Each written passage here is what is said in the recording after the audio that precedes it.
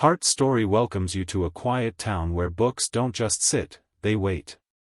Every Tuesday morning, Miss Helen Whitmore opened the doors of Rosewood Library like she had for 40 years. She was 83 now, her hair silver, her hands slow, but her love for books unchanged. But this morning felt different. The air was still. The usual clock chime skipped a beat. And on the return shelf sat something she hadn't seen in years, The Secret Garden, a copy long thought lost. Helen picked it up, heart skipping. Inside the cover was a note, written in her own handwriting, but it wasn't one she remembered writing. This story healed me once. Maybe it's your turn now. Beneath the note, taped gently, was a Polaroid. A young man holding the book. His eyes were closed. In the background, a hospital bed. Helen's fingers trembled. This wasn't just a return. It was a message. A thread reaching back to something she didn't even know she'd begun. Helen stared at the photo again. The young man looked no older than 25. There was something unsettling in the image. His eyes were closed, but not peacefully. His face was pale, his lips pressed tightly. The hospital bed behind him had wires. A monitor. A clipboard with a date. Helen leaned in. The date was 2 years ago. She flipped the book open and scanned every page. Nothing. Until she reached chapter 12, a dried violet was pressed between the pages. She remembered now. 2 springs ago, she had placed that flower there after her husband's funeral. The book had gone missing shortly after. Her hand trembled as she read the underlined line beside the flower. Where you tend a rose, a thistle cannot grow. She whispered, how did this come back now? There was no return slip. No name. Just the note. And the photo. She clutched the book to her chest. Who was he? And why return it now? Helen locked the library early that afternoon. She couldn't shake the feeling, the book, the note, the photo, it wasn't random. It felt intentional. That night, at home, she spread the book and photo on her kitchen table. The Polaroid had faint writing on the back. Barely legible. It read, page 213, he found the light there. Helen rushed to the book, her fingers stiff but sure. Page 213 was the chapter's end. A quote was circled in red pencil, the only mark in the whole book. And the secret garden bloomed and every morning revealed new miracles. Beneath it, a line had been added in small, shaky handwriting. Tell her thank you. I stayed because of this. Helen sat down slowly, breath caught in her chest.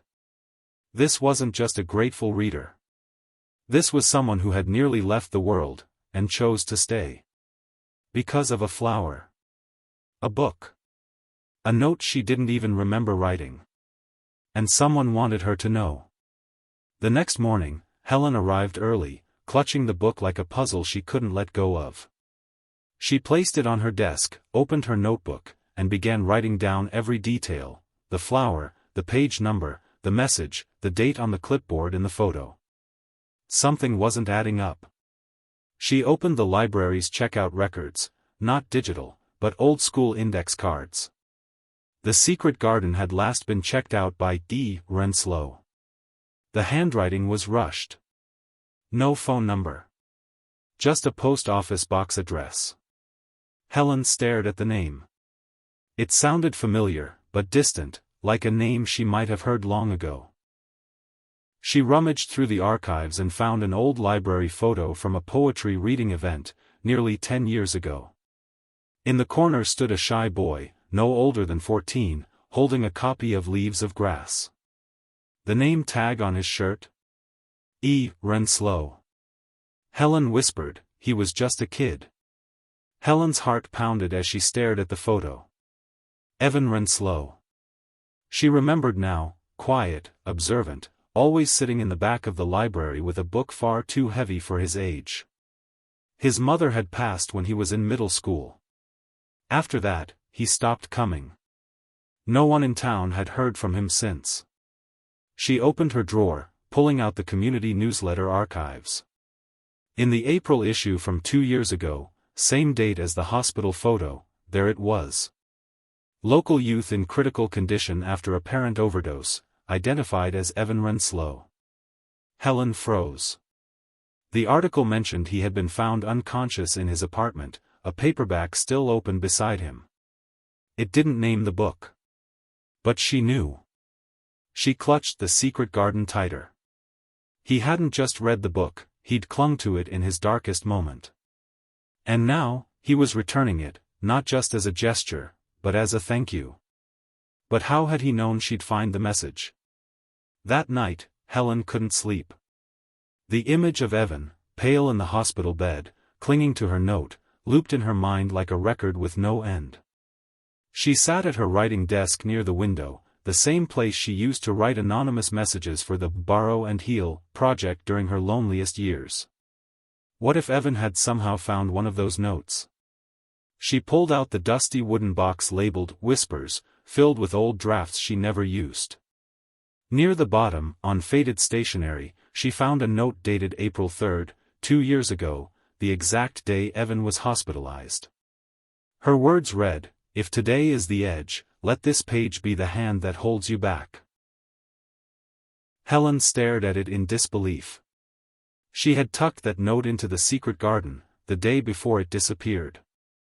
A chill ran down her spine. Was it just timing? Coincidence? Or had something, or someone, meant for him to find it? The next morning, Helen placed The Secret Garden on the reference table, open to page 213, where the note and flower once lay. A small handwritten sign beside it read, "A page that saved someone. You may read it, but please leave it." As the day passed, Helen noticed a steady stream of visitors lingering longer than usual at the table. One young man, who'd never been to the library before, stood silently over the page for nearly 20 minutes, wiping his eyes before quietly leaving. Later that afternoon, an envelope was slid beneath the library door. No name. Inside, a simple note. "I didn't think I'd make it to today. But that page reminded me that I already have." Helen held the letter against her chest. She didn't know who wrote it. But she didn't need to. Someone out there had stayed. And for Helen, that made everything, every hour, every lonely year, suddenly feel deeply worth it. The letter stirred something in Helen that night. As the town slept, she sat under the glow of her reading lamp, rifling through old journals. Somewhere deep in her heart, a question kept echoing: was this library meant for more than books? Flipping a brittle page, she found an entry dated 8 years prior. "I left another note today. I don't know if anyone will ever find them. But maybe kindness doesn't expire, it just waits." Helen's breath caught. She had nearly forgotten how many notes she had hidden back then, written during the most silent, grieving years of her life. Suddenly, a knock at the door. At 9:47 p.m. Startled, Helen shuffled to the front window. A figure stood at the edge of the porch light, a girl, maybe 19, holding a thick book to her chest. Helen opened the door gently. The girl whispered, "Did you write this?" and held out a folded page. Helen nodded slowly. "Then you saved me." The girl's hands trembled as she passed Helen the note. It was one of the originals. Helen recognized the faded ink and slightly smudged corner where she'd once wiped away a tear mid-sentence. The girl's eyes welled. "I found it in a book of poetry, 2 years ago. I was in a shelter then. I didn't know how to keep going. But this line." She pointed to the note. "You are not broken, you are becoming." "It stayed in my coat pocket for months," she whispered. "I read it when I couldn't eat. When I couldn't speak. I don't know why, but I kept it. And now, I'm better. I just wanted to thank whoever wrote it." Helen felt her throat tighten, but she didn't cry. She smiled. You just did. The girl handed her the book she had carried. Tucked inside was another note. I left one for the next person, she said. Just like you did. The following morning, Helen stood before the library's community board with a new idea blossoming. She pinned a clean sheet of paper under the title. Pages That Saved Us, Share Yours Anonymously. Beside it, she left a basket of pens and blank cards. No rules. No names. Just a space to give back the words that once carried someone through. By lunch, there were 3 cards. By closing, 11. One said. She left, but her bookmark stayed. I kept reading anyway. Now I'm here. Another reads simply. I found the word forgive in the dictionary. It broke me. Then rebuilt me. Helen read each one with reverence, placing them into a wooden box she labeled the Quiet Archive. These weren't stories for headlines, but they were survival stories. And in each sentence, she heard echoes of herself, of the woman who had once written in silence, never knowing if anyone would ever hear. Now, the silence was speaking back. That evening, Helen stayed late to sort the anonymous cards. As she placed them into protective sleeves, one slipped to the floor. When she picked it up, something about the handwriting stopped her cold. It was shaky, slanted, but familiar. The note read. Sometimes I wish I'd gone that night. But the words wouldn't let me. And signed beneath, in faint pencil, E.R. Helen's breath caught. Evan. He had been here again, but hadn't come in. No one had seen him. She stepped outside and looked around. The street was empty, except for a single pressed flower on the bench by the door, a violet. The same kind she'd placed in the secret garden years ago. She picked it up gently, heart thudding. It wasn't over. Evan was still nearby. Still watching. Still holding on. She whispered into the wind, "You don't have to do this alone." And from somewhere in the quiet night, a light flickered behind the trees. Helen returned to the bench the next morning. The violet was gone. But something else was there, a folded page beneath the armrest, wrapped in clear plastic to protect it from the dew. She unwrapped it carefully. It wasn't a note this time. It was a page from Leaves of Grass, a worn, yellowed leaf torn from an old copy. Certain lines had been underlined, and next to them, written in careful pencil. You once told me words would save me. They still are. Helen blinked back tears. She knew this poem. She had read it aloud during a long-ago teen poetry night. Evan had been in the back row then, silent, watching. She thought back to that moment, the weight of her own grief, and how reading it had steadied her hands. She never imagined someone else had been steadied, too. The message was clear now. Evan wasn't just remembering. He was guiding her back through the very moments that had once saved them both. Helen stood at the poetry section that afternoon, fingers gliding along the spines like old friends. She found a worn copy of Leaves of Grass, the same edition they used for the teen poetry night 10 years ago. Opening to the center, she found something astonishing, her own handwriting, a quote she had written in the margin long ago. Even in winter, the earth remembers spring. She had no memory of writing it. Yet there it was, in her familiar looping script. Tucked beneath that page was a library index card. On it, a date and a name, E. Renslow, March 5, 2014.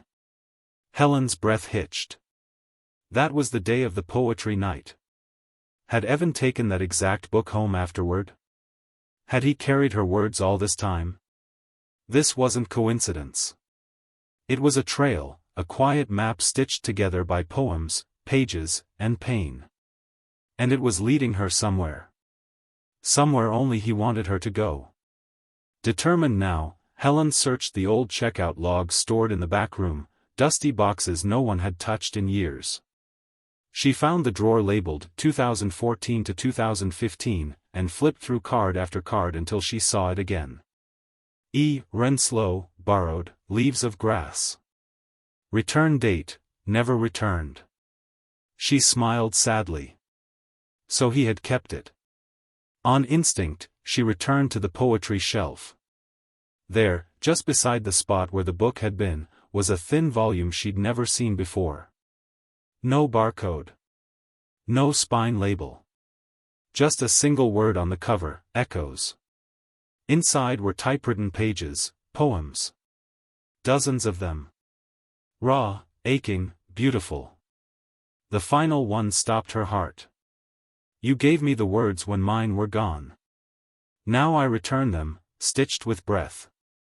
Beneath it, scribbled in shaky ink. Helen, I was never alone. Because you wrote.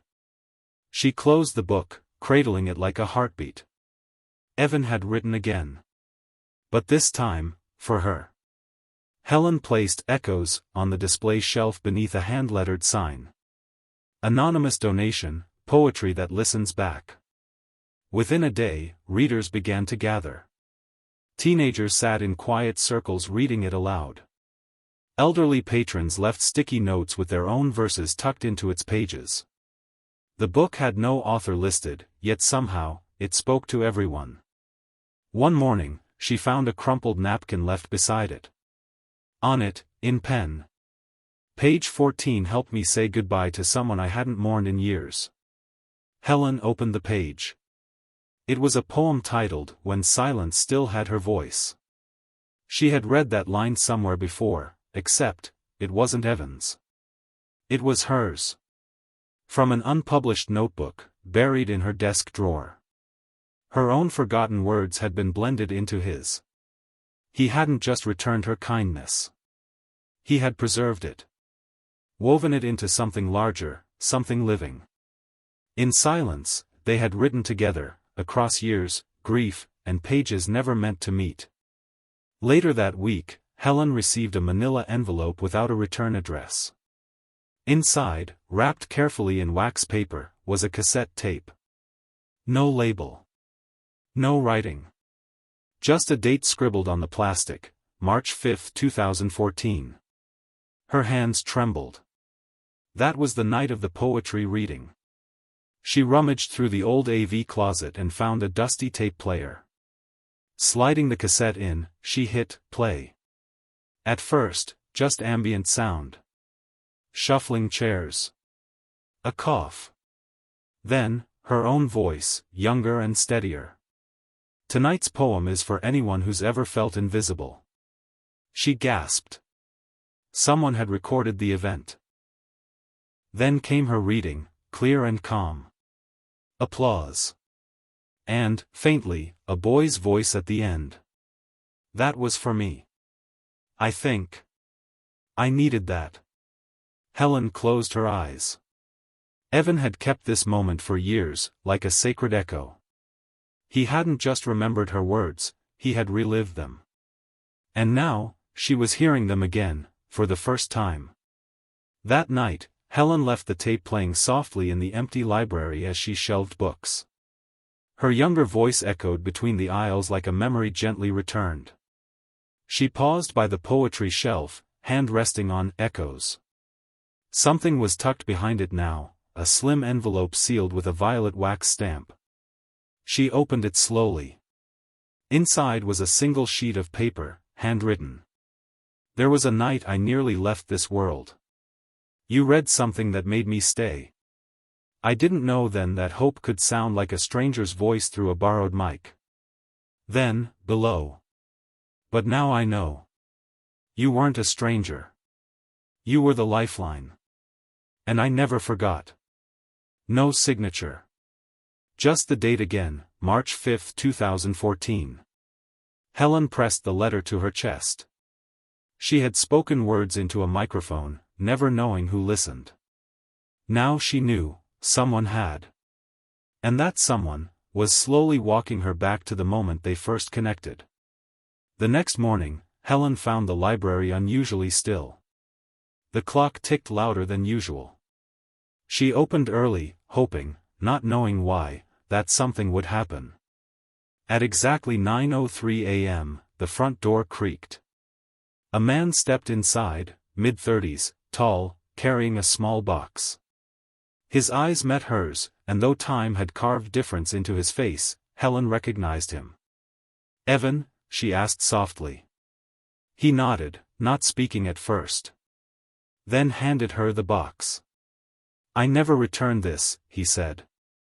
Inside was the old, battered copy of Leaves of Grass, edges curled, margins full of notes, his and hers, side by side like two voices in conversation.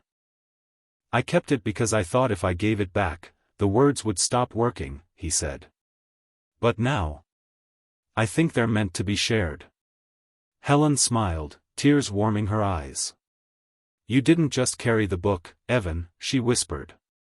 "You carried the story forward. And now, it was time to write the next page, together."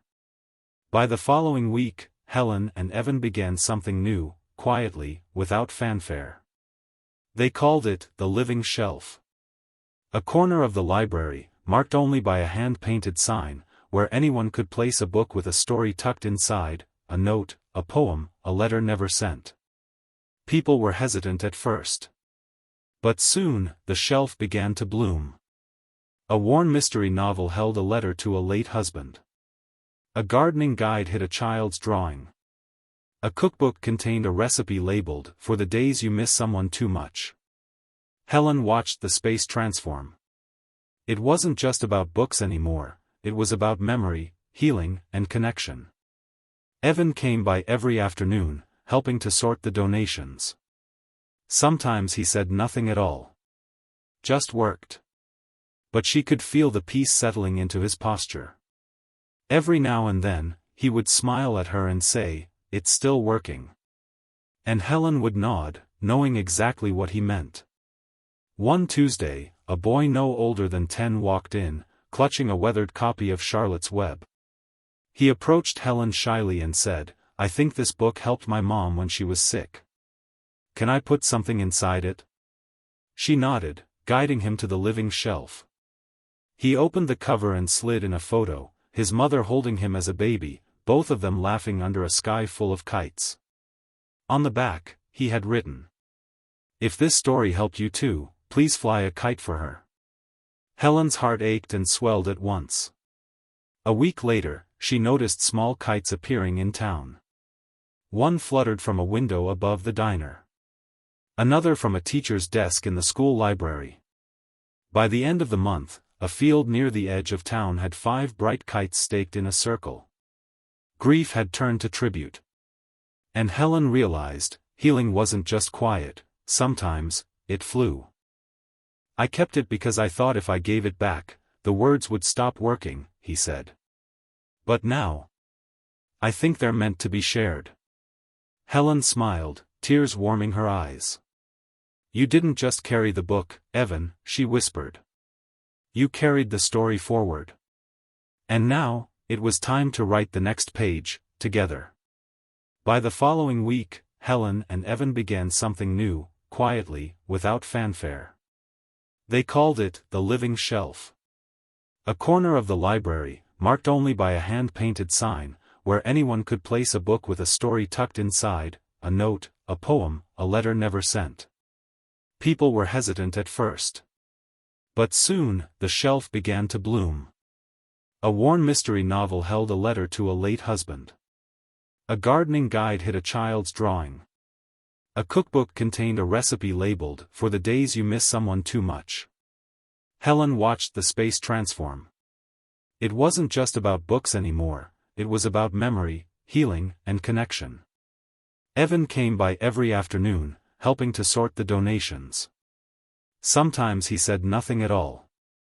Just worked. But she could feel the peace settling into his posture.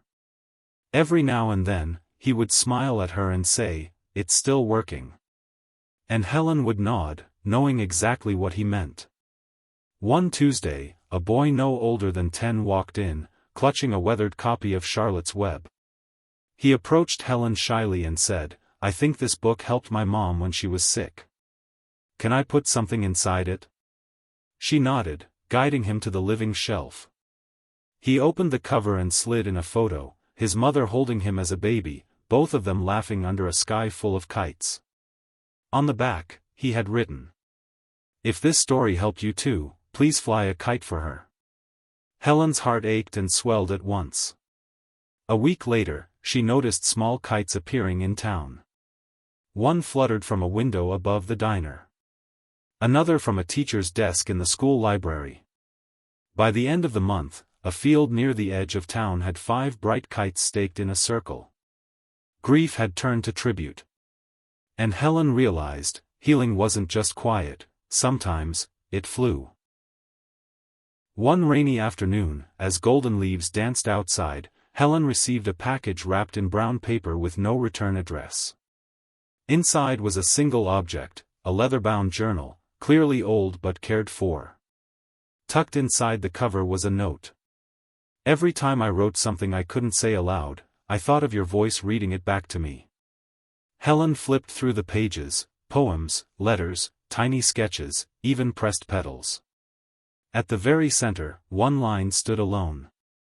"Some libraries don't just lend books, they return people to themselves." She closed the journal slowly, hands trembling. This wasn't just about Evan anymore.